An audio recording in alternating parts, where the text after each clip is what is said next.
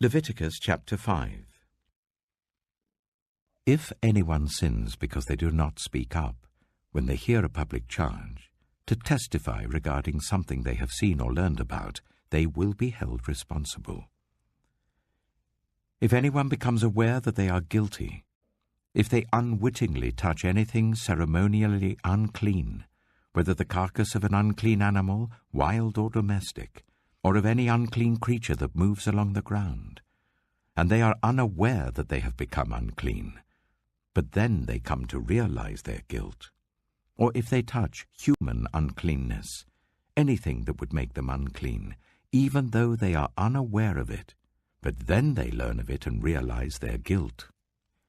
Or if anyone, thoughtlessly, takes an oath to do anything, whether good or evil, in any matter one might carelessly swear about, even though they are unaware of it, but then they learn of it and realize their guilt.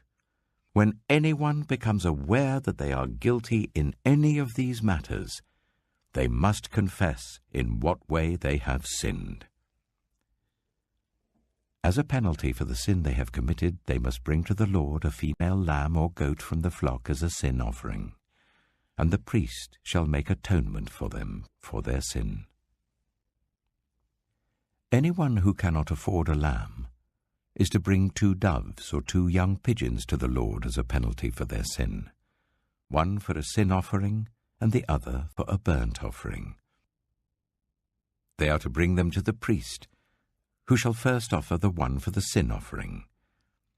He is to wring its head from its neck, not dividing it completely, and is to splash some of the blood of the sin offering against the side of the altar. The rest of the blood must be drained out at the base of the altar. It is a sin offering. The priest shall then offer the other as a burnt offering in the prescribed way, and make atonement for them for the sin they have committed, and they will be forgiven. If, however, they cannot afford 2 doves or 2 young pigeons, they are to bring as an offering for their sin 1/10 of an ephah of the finest flour for a sin offering. They must not put olive oil or incense on it, because it is a sin offering. They are to bring it to the priest, who shall take a handful of it as a memorial portion and burn it on the altar on top of the food offerings presented to the Lord. It is a sin offering. In this way, the priest will make atonement for them for any of these sins they have committed, and they will be forgiven. The rest of the offering will belong to the priest, as in the case of the grain offering. The Lord said to Moses, "When anyone is unfaithful to the Lord by sinning unintentionally in regard to any of the Lord's holy things, they are to bring to the Lord as a penalty a ram from the flock, one without defect and of the proper value in silver according to the sanctuary shekel. It is a guilt offering. They must make restitution for what they have failed to do in regard to the holy things, pay an additional penalty of 1/5 of its value, and give it all to the priest. The priest will make atonement for them with the ram as a guilt offering, and they will be forgiven. If anyone sins and does what is forbidden in any of the Lord's commands, even though they do not know it, they are guilty and will be held responsible. They are to bring to the priest as a guilt offering a ram from the flock, one without defect and of the proper value. In this way the priest will make atonement for them for the wrong they have committed unintentionally, and they will be forgiven. It is a guilt offering. They have been guilty of wrongdoing against the Lord. Leviticus chapter 6. The Lord said to Moses, "If anyone sins and is unfaithful to the Lord by deceiving a neighbor about something entrusted to them, or left in their care, or about something stolen, or if they cheat their neighbor, or if they find lost property and lie about it, or if they swear falsely about any such sin that people may commit, when they sin in any of these ways and realize their guilt, they must return what they have stolen or taken by extortion, or what was entrusted to them, or the lost property they found, or whatever it was they swore falsely about. They must make restitution in full, add a fifth of the value to it and give it all to the owner on the day they present their guilt offering. And as a penalty, they must bring to the priest, that is, to the Lord, their guilt offering. A ram from the flock, one without defect and of the proper value. In this way the priest will make atonement for them before the Lord, and they will be forgiven for any of the things they did that made them guilty. The Lord said to Moses, "Give Aaron and his sons this command. These are the regulations for the burnt offering. The burnt offering is to remain on the altar hearth throughout the night till morning, and the fire must be kept burning on the altar. The priest shall then put on his linen clothes with linen undergarments next to his body, and shall remove the ashes of the burnt offering that the fire has consumed on the altar and place them beside the altar. Then he is to take off these clothes and put on others, and carry the ashes outside the camp to a place that is ceremonially clean. The fire on the altar must be kept burning. It must not go out. Every morning the priest is to add firewood and arrange the burnt offering on the fire and burn the fat of the fellowship offerings on it. The fire must be kept burning on the altar continuously. It must not go out. These are the regulations for the grain offering. Aaron's sons are to bring it before the Lord in front of the altar. The priest is to take a handful of the finest flour and some olive oil, together with all the incense on the grain offering, and burn the memorial portion on the altar as an aroma pleasing to the Lord. Aaron and his sons shall eat the rest of it, but it is to be eaten without yeast in the sanctuary area. They are to eat it in the courtyard of the tent of meeting. It must not be baked with yeast. I have given it as their share of the food offerings presented to me. Like the sin offering and the guilt offering, it is most holy. Any male descendant of Aaron may eat it. For all generations to come, it is his perpetual share of the food offerings presented to the Lord. Whatever touches it will become holy. The Lord also said to Moses, "This is the offering Aaron and his sons are to bring to the Lord on the day he is anointed. 1/10 of an ephah of the finest flour as a regular grain offering, half of it in the morning and half in the evening. It must be prepared with oil on a griddle. Bring it well mixed and present the grain offering, broken in pieces as an aroma pleasing to the Lord. The son who is to succeed him as an anointed priest shall prepare it. It is the Lord's perpetual share and is to be burned completely. Every grain offering of a priest shall be burned completely. It must not be eaten." The Lord said to Moses, "Say to Aaron and his sons, these are the regulations for the sin offering. The sin offering is to be slaughtered before the Lord in the place where the burnt offering is slaughtered. It is most holy. The priest who offers it shall eat it. It is to be eaten in the sanctuary area, in the courtyard of the tent of meeting. Whatever touches any of the flesh will become holy, and if any of the blood is spattered on a garment, you must wash it in the sanctuary area. The clay pot that the meat is cooked in must be broken. But if it is cooked in a bronze pot, the pot is to be scoured and rinsed with water. Any male in a priest's family may eat it. It is most holy. But any sin offering whose blood is brought into the tent of meeting to make atonement in the holy place must not be eaten. It must be burned." Matthew chapter 27. Early in the morning, all the chief priests and the elders of the people made their plans how to have Jesus executed. So they bound him, led him away, and handed him over to Pilate the governor. When Judas, who had betrayed him, saw that Jesus was condemned, he was seized with remorse and returned the 30 pieces of silver to the chief priests and the elders. "I have sinned," he said, "for I have betrayed innocent blood." "What is that to us?" they replied. "That's your responsibility." So Judas threw the money into the temple and left. Then he went away and hanged himself.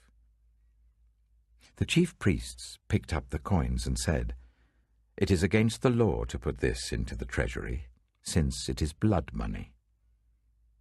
So they decided to use the money to buy the potter's field as a burial place for foreigners. That is why it's been called the Field of Blood to this day. Then what was spoken by Jeremiah the prophet was fulfilled. They took the 30 pieces of silver, the price set on him by the people of Israel, and they used them to buy the potter's field as the Lord commanded me. Meanwhile, Jesus stood before the governor, and the governor asked him, "Are you the king of the Jews?" "You have said so," Jesus replied. When he was accused by the chief priests and the elders, he gave no answer.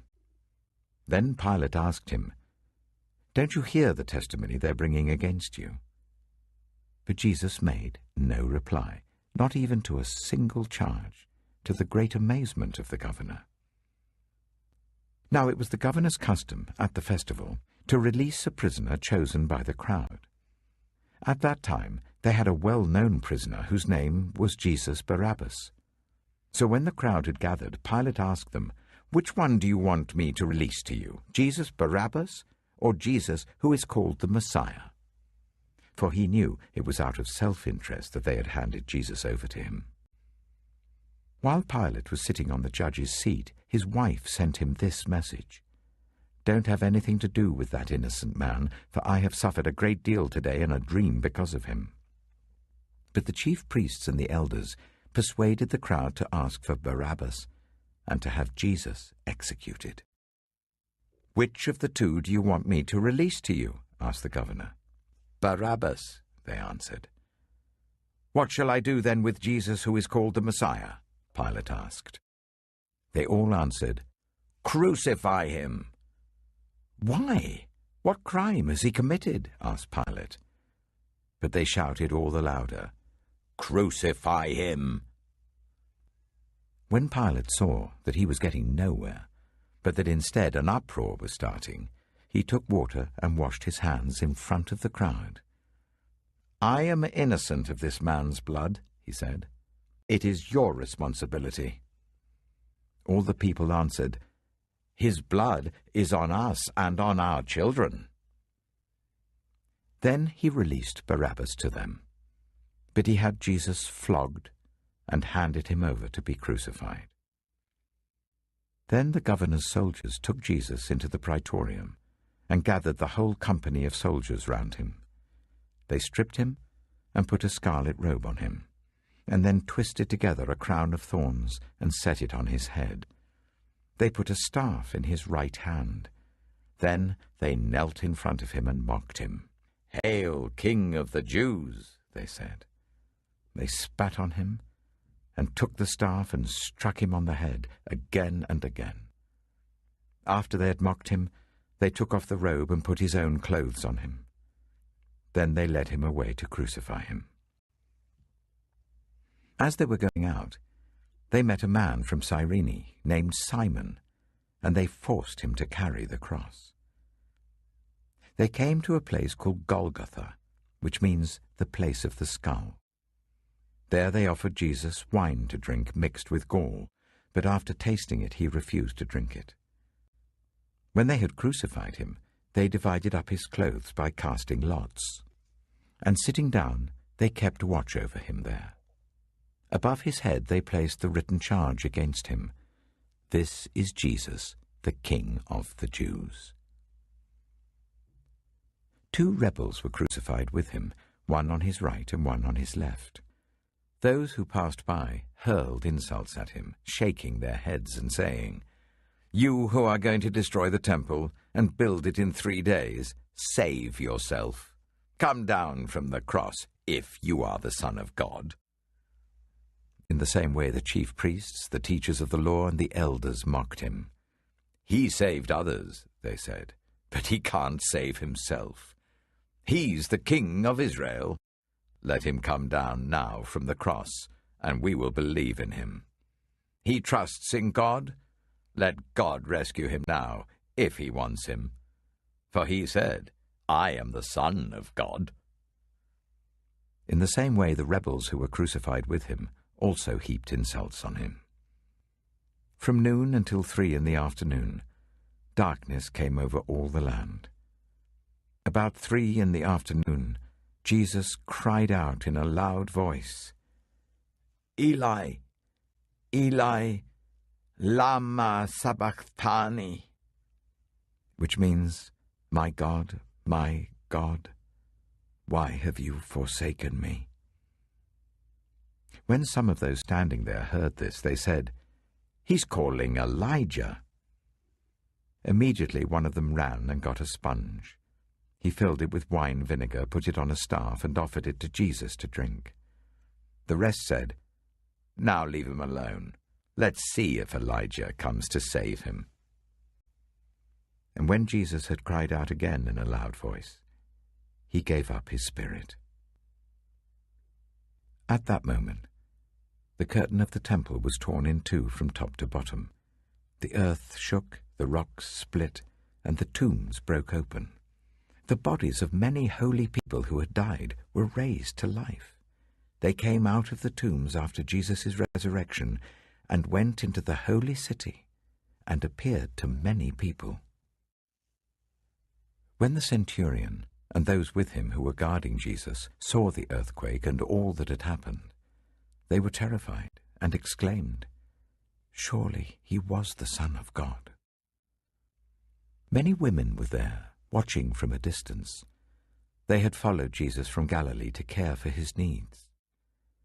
Among them were Mary Magdalene, Mary the mother of James and Joseph, and the mother of Zebedee's sons. As evening approached, there came a rich man from Arimathea named Joseph, who had himself become a disciple of Jesus. Going to Pilate, he asked for Jesus' body, and Pilate ordered that it be given to him. Joseph took the body, wrapped it in a clean linen cloth, and placed it in his own new tomb that he had cut out of the rock. He rolled a big stone in front of the entrance to the tomb and went away. Mary Magdalene and the other Mary were sitting there opposite the tomb. The next day, the one after Preparation Day, the chief priests and the Pharisees went to Pilate.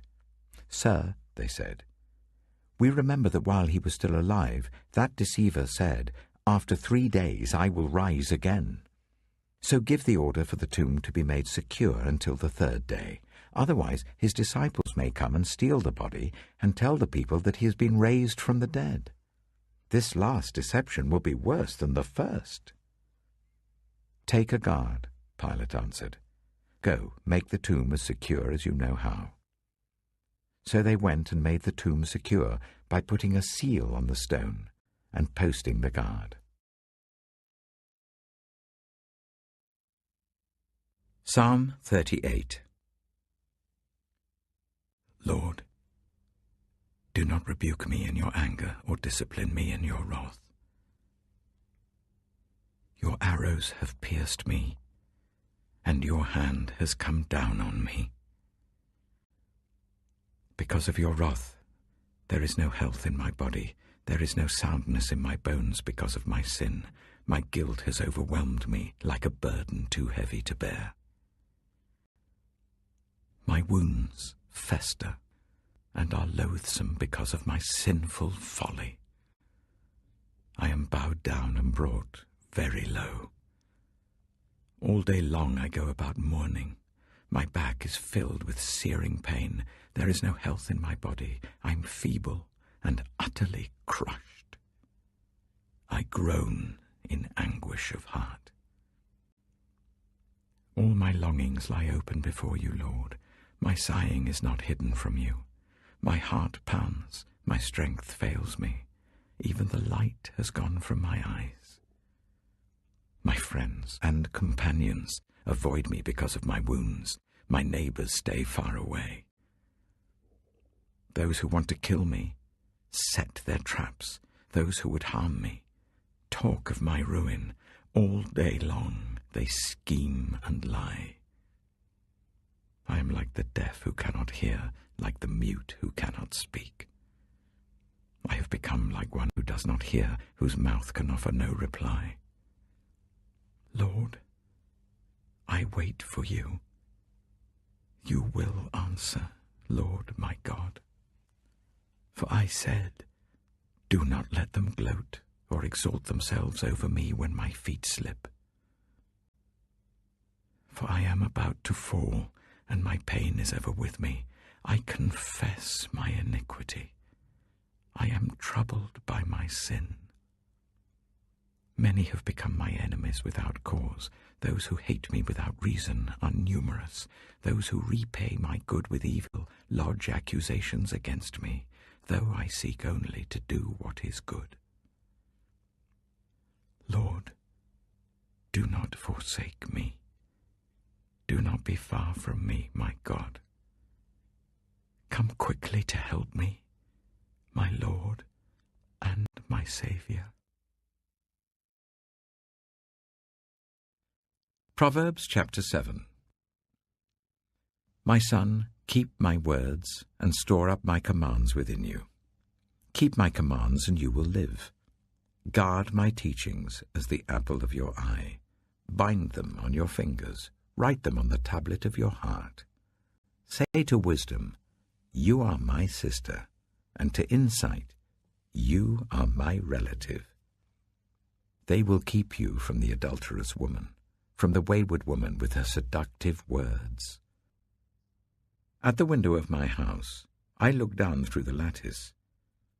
I saw among the simple. I noticed among the young men a youth who had no sense. He was going down the street near her corner, walking along in the direction of her house, at twilight as the day was fading, as the dark of night set in. Then out came a woman to meet him, dressed like a prostitute and with crafty intent. She is unruly and defiant. Her feet never stay at home. Now in the street, now in the squares, at every corner she lurks. She took hold of him and kissed him, and with a brazen face she said, "Today I fulfilled my vows, and I have food from my fellowship offering at home. So I came out to meet you. I looked for you and have found you. I have covered my bed with colored linens from Egypt. I have perfumed my bed with myrrh, aloes, and cinnamon. Come, let's drink deeply of love till morning. Let's enjoy ourselves with love. My husband is not at home. He has gone on a long journey. He took his purse filled with money and will not be home till full moon." With persuasive words she led him astray. She seduced him with her smooth talk. All at once he followed her, like an ox going to the slaughter, like a deer stepping into a noose till an arrow pierces his liver, like a bird darting into a snare, little knowing it will cost him his life. Now then, my sons, listen to me. Pay attention to what I say. Do not let your heart turn to her ways or stray into her paths. Many are the victims she has brought down. Her slain are a mighty throng. Her house is a highway to the grave, leading down to the chambers of death.